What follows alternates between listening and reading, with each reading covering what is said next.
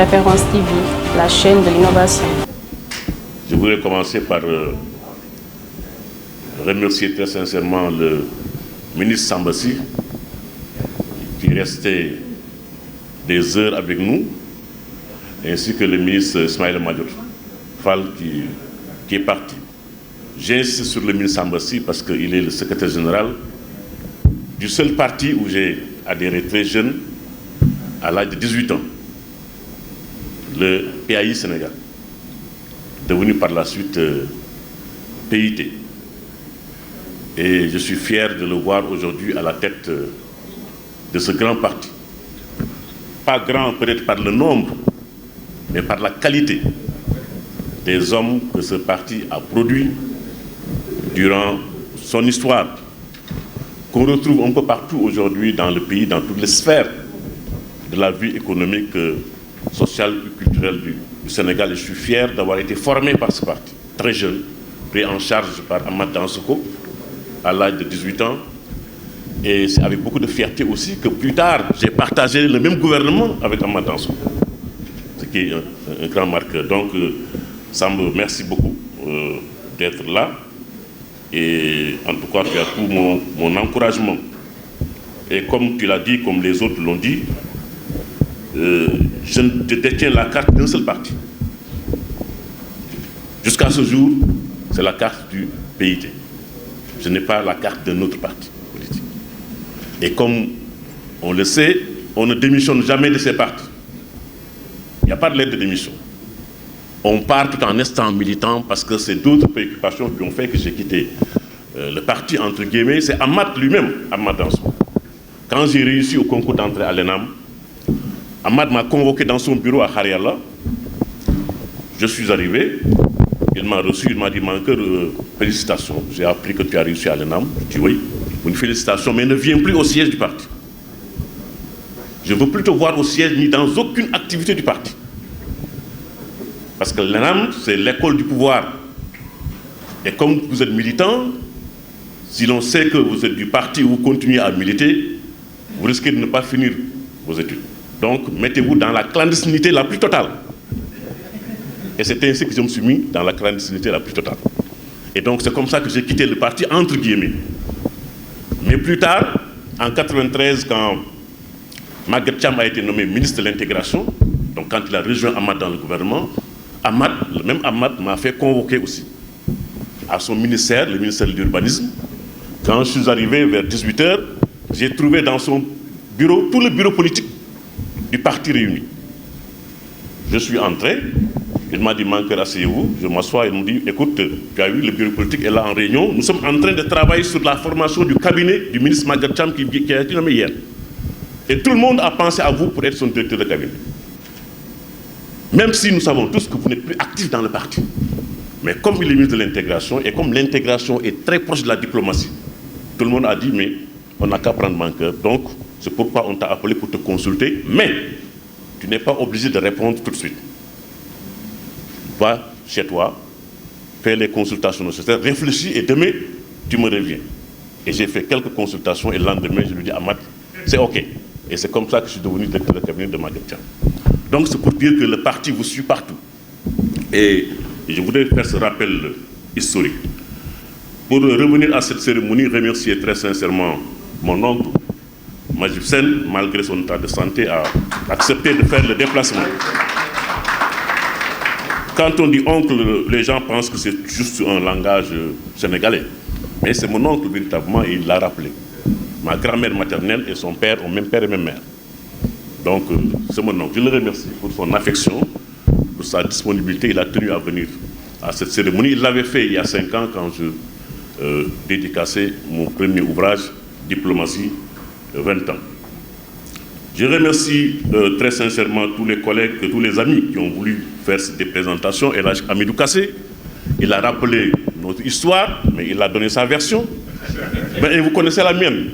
C'est tout à fait le contraire de sa version. Mais disons, on s'est connus depuis 1979 et on est encore ensemble aujourd'hui.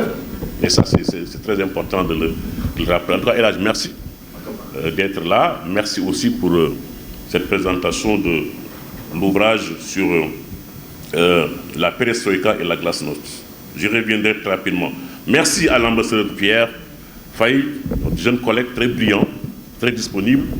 J'ai immédiatement pensé à lui pour la présentation de l'ouvrage, le recueil des discours, et ce n'est pas gratuit, parce que Pierre a été un brillant diplomate à New York, à la mission permanente.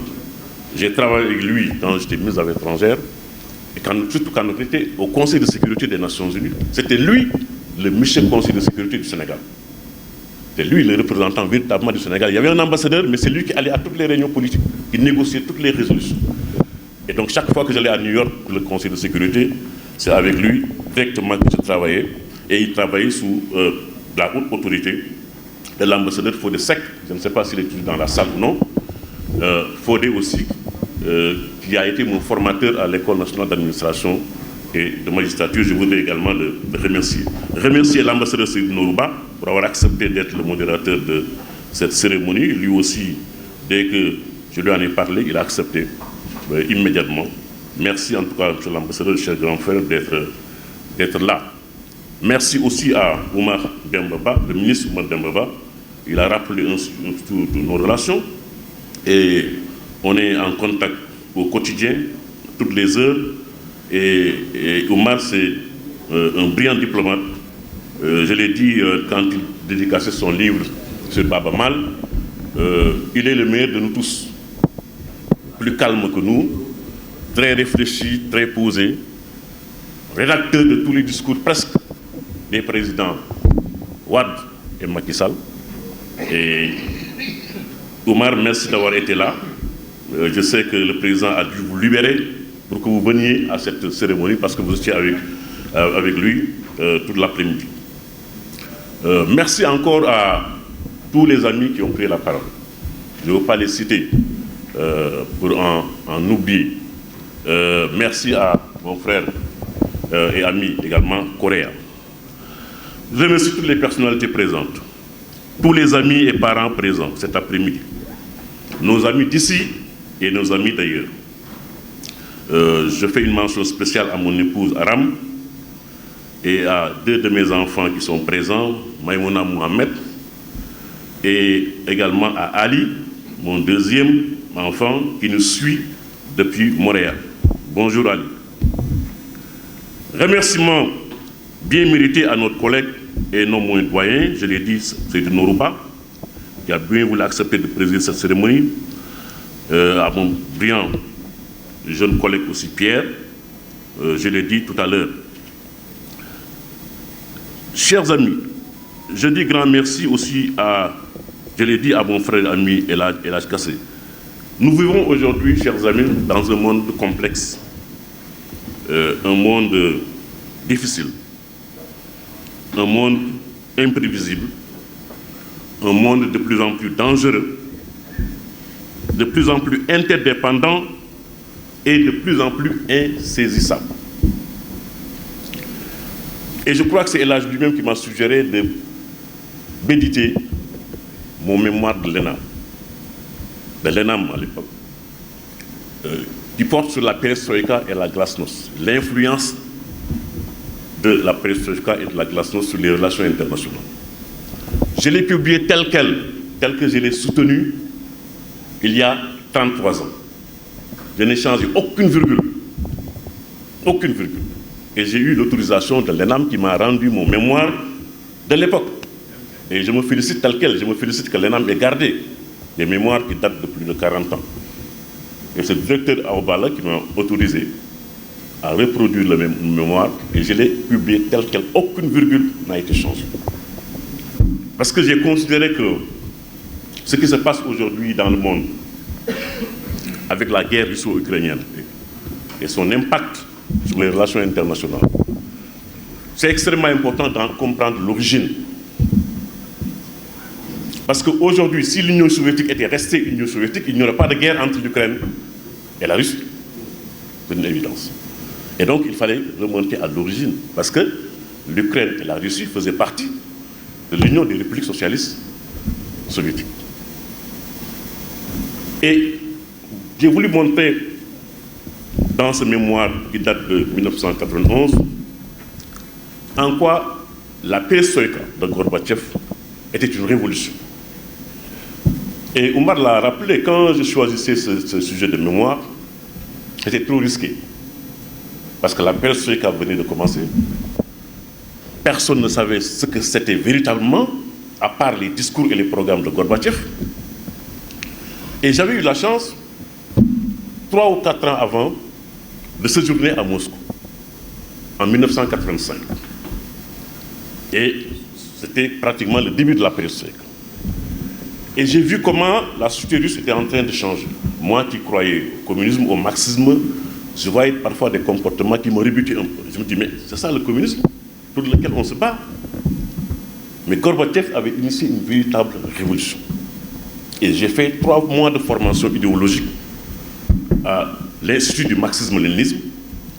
On était une quarantaine d'enseignants du parti, envoyés en B idéologique, en formation idéologique à Moscou pendant 3 mois, tous des enseignants d'ailleurs. Et celui qui dirigeait notre groupe, c'est Feu Ibn Djadji. Et j'étais le plus jeune du groupe. C'est pour dire que, à l'époque, les partis, surtout de gauche, formaient bien leurs militants. Et nous sommes allés à Moscou dans des conditions un peu difficiles. C'était la clandestinité pratiquement. Moi, je suis passé par Casablanca. J'ai pris un vol jusqu'à Casablanca, tout jeune, 25 ans. Arrivé à Casablanca, nous sommes rendus à l'ambassade de la Russie pour avoir le visa. Parce que ce n'était pas sûr de prendre un vol ici. À l'époque, il y avait Aéroflot. Mais ce n'était pas sûr de prendre un vol Dakar-Moscou. D'autres du groupe ont pris le train jusqu'à Bamako. Et c'est à partir de Bamako qu'ils ont pris Aéroflot. Et on a eu cette formation de 3 mois à Moscou qui a contribué un peu à l'élévation de notre niveau politique et idéologique. Cela aussi a joué un peu sur le choix de mon mémoire. Parce qu'en 1985, j'ai réussi à l'ENAM en 88 et en 90-11, il fallait préparer ce mémoire. Quand j'ai proposé à mes professeurs ce thème, ils m'ont dit non, Mankeur, ça, personne ne peut t'encadrer. Parce que personne ne sait ce que c'est que la perestroïka. C'est un gros risque. J'ai dit, mais justement, c'est parce que personne ne peut m'encadrer que personne ne pourra me corriger. Voilà. Et donc, je choisis ce thème. J'ai insisté. J'ai dit, non, laissez-moi en faire.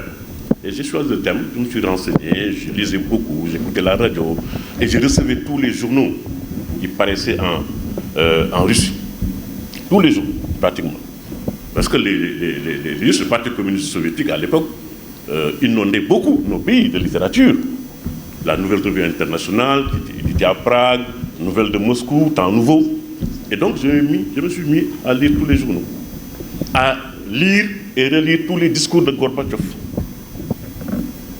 Tous les discours de Ponomarev, qui était l'un des plus grands théoriciens du Parti communiste de l'Union soviétique.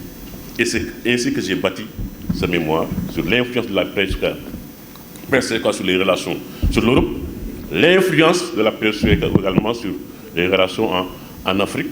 Et cette perestroïka, c'est elle qui se poursuit aujourd'hui, donc c'est d'elle que découlent toutes les transformations que le monde a connues depuis 1991. Et donc j'ai pensé qu'il était utile pour ceux qui veulent comprendre ce qui se passe aujourd'hui de faire un peu d'histoire diplomatique. Et c'est ainsi que Michel Cassé m'a proposé de rééditer et ce que j'ai fait. Pour ce qui est maintenant du recueil des discours, j'ai un ami qui est au Cameroun, Pierre, il s'appelle Pierre, donc Pierre.